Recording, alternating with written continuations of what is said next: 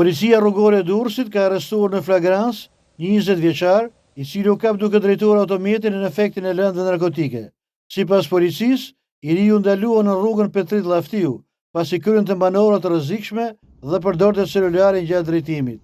Pas testit me aparatin drog testues, ai rezultoi pozitiv ndaj lëndëve narkotike. Një muaj më parë, policia rrugore e Durrësit ka vënë në pranga edhe një 28 vjeçar tjetër për drejtim automjeti nën efektin e lëndëve narkotike. Në njoftimin e saj, Blut e Durrësit bëjnë me dije se shërbimet e policisë rrugore të drejtorisë vendore të policisë së Durrësit gjatë patrullimit me objektiv parandalimin e aksidenteve dhe ndëshkimin e shkelsëve të rregullt të qarkullimit rrugor, ndaluan një automjet në rrugën Petrit Llaftiu, pasi kryente manovra të rrezikshme dhe drejtuesi përdorte edhe celularin gjatë drejtimit mjetit.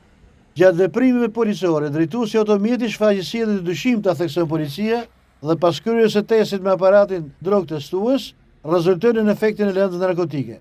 Në vijim të veprimeve procedurale, u arrestua në flagrancë drejtuesi i automjetit Shtetës Iminiciale FB 20 vjeç.